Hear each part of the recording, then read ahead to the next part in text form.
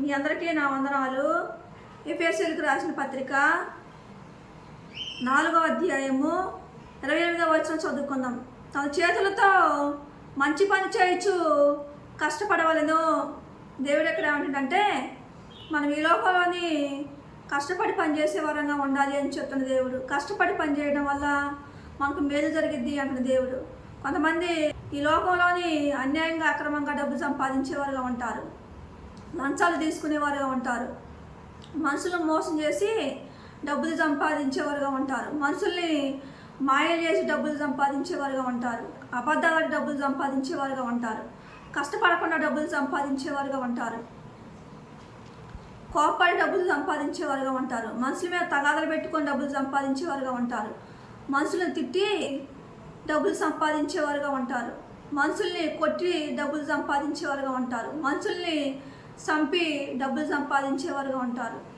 కష్టపడకుండా కష్టానికంటే ఎక్కువ డబ్బులు ఇతరుల దగ్గర తీసుకొని ఎక్కువగా డబ్బులు సంపాదించేవారుగా ఉంటారు. ఇతరులని బాగా కష్టం చేసుకొని ఇతరులకి తక్కువ డబ్బులు ఇచ్చి అలా ఎక్కువగా డబ్బులు సంపాదించేవారుగా ఉంటారు. ఇతరుల దగ్గర కష్టం తక్కువగా చేసి ఇతరుల దగ్గర ఎక్కువ డబ్బులు తీసుకునేవారుగా ఉంటారు. బెట్టింగులు కాసి డబ్బులు సంపాదించేవారుగా ఉంటారు. కోడి పందాలు ఆడి డబ్బులు సంపాదించేవారుగా ఉంటారు. వ్యభిచార పాపం చేయడం ద్వారా డబ్బులు సంపాదించేవారుగా ఉంటారు. ఒళ్ళు అమ్ముకొని వ్యభిచార పాపం చేసి అనేక విధాలుగా డబ్బులు సంపాదించేవారుగా ఉంటారు. ఇలా సంపాదించడాన్ని కష్టపడి డబ్బులు సంపాదించడం అందరూ.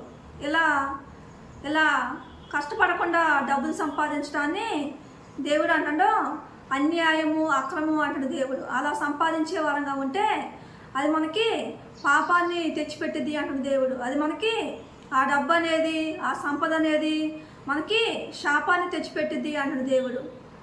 మనము చేతులతో కష్టపడి పనిచేసి ఆ సంపదను మనం అనుభవించే వారంగా ఉంటే అది మనకు దీవెనకరంగా అది మనకి మేలుకరంగా ఉంటుంది అంటాడు దేవుడు. అందుకే దేవుడు అంటాడు ఏ పని చేసినా చేతులతో కష్టపడి మనం పనిచేసే వారంగా ఉండాలి అని చెప్తున్న దేవుడు. కష్టపడి పనిచేసి మనం డబ్బులు సంపాదించుకునే వారంగా ఉంటే అది మనకు దీవెనకరంగా ఉంటుంది అంటాడు దేవుడు. అది మనకు మేలుకరంగా ఉంటుంది అంటాడు దేవుడు.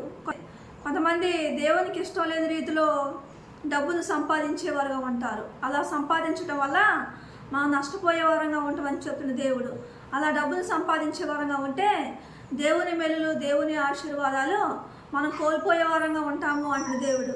సామెతల గ్రంథము 10వ అధ్యాయము 16వ వచనం చదువుకుందాం. నీతిమంతుని కష్టార్జితము జీవనదాయకము, భక్తిహీనునికి కలుగు వచ్చుబడి పాపము పుట్టించును. దేవుడు ఎక్కడ ఏమంటాడో నీతిగా నిజాయితీగా దేవునికి ఇష్టమైన రీతిలో కష్టపడి డబ్బుని సంపాదించే వారంగా ఉంటే ఆ సంపద అనేది మనకు దీవెనకరంగా మనకు మేలుకరంగా ఉంటుంది అంటున్న దేవుడు. దేవునికి ఇష్టం లేని రీతిలోని కష్టపడి పని చేయకుండా డబ్బు సంపాదించే వారంగా ఉంటే అది మనకి ఆ సంపద అనేది మనకి నష్టాన్ని కలగజేసిద్ది అంటున్న దేవుడు. అది మనకు మేలుకరంగా అది మనకు దీవెనకరంగా ఉండదు అంటున్న దేవుడు. ఆ సంపద అనేది దేవునికి ఇష్టం లేని రీతిలో డబ్బు సంపాదించి ఆ సంపదను మన ఇంట్లో తెచ్చిపెట్టుకునే వారంగా ఉంటే ఆ సంపద అది మనకు మేలుకరంగా దీవెనకరంగా ఉండదు అంటుడు దేవుడు. అందుకే దేవుడు అంటున్నాడు సామెతల గ్రంథము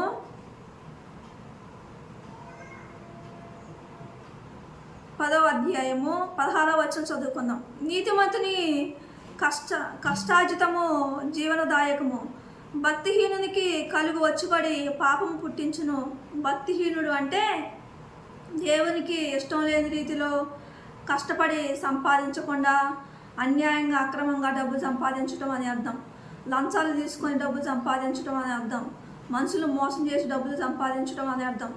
మనుషుల్ని మాయలు చేసి డబ్బులు సంపాదించడం అని అర్థం. మధ్యవర్తులుగా ఉండి డబ్బులు సంపాదించడం అని అర్థం. మనుషుల మీద తగాదాలు పెట్టుకొని డబ్బులు సంపాదించడం అని అర్థం. మనుషుల మీద కోపపడి డబ్బులు సంపాదించడం అని అర్థం. మనుషుల్ని అవరగొట్టి డబ్బులు సంపాదించడం అని అర్థం. ఇతరుల దగ్గర కష్టం తక్కువగా చేసి ఎక్కువ డబ్బులు తెచ్చుకోవడం అని అర్థం. ఇతరులని బాగా కష్టం చేపించి ఇతరులకి తక్కువగా డబ్బులు ఇవ్వడం అని అర్థం. మనుషుల్ని చంపి డబ్బులు సంపాదించడం అని అర్థం. మనుషుల్ని కొట్టి డబ్బులు సంపాదించడం అని అర్థం. బెట్టింగ్లు గాయటం అని అర్థం. దొంగతనం చేయటం, కష్టపడకుండా డబ్బులు సంపాదించటం, అబద్ధాలాడి డబ్బులు సంపాదించటం, ఇలా అనేక విధాలుగా మనం డబ్బులు సంపాదించే వారంగా ఉంటే అది పాపమైపోద్ది అంటున్న దేవుడు. ఆ సంపద అనేది పాపమైపోద్ది అంటున్న దేవుడు. ఆ సంపద అనేది మనకి దీవెనకరంగా, మేలుకరంగా, ఆశీర్వాదకరంగా ఉండదు అంటున్న దేవుడు. ఆ సంపద మన ఇంట్లో తెచ్చిపెట్టుకున్నా కానీ అది మనకు మంచిది కాదు అంటున్న దేవుడు. అందుకే దేవుడు అంటున్నాడు, సామెతల గ్రంథము 10వ అధ్యాయము 16వ వచనం చదువుకుందాం. నీతిమంతుని కష్టార్జితము జీవనదాయకము, భక్తిహీనునికి కలుగు వచ్చుబడి పాపము పుట్టించును. భక్తిహీనులు అంటే దేవునికి ఇష్టం లేకుండా, దేవునికి ఇష్టం లేని రీతిలో డబ్బు సంపాదించడం అని అర్థం. ఆ సంపాదన మనం ఇంటికి తెచ్చి పెట్టుకునే వారంగా ఉంటే అది మనకు దీవెనకరంగా, మేలుకరంగా ఉండదు అంటున్న దేవుడు. దేవుడి కొద్ది మాటలు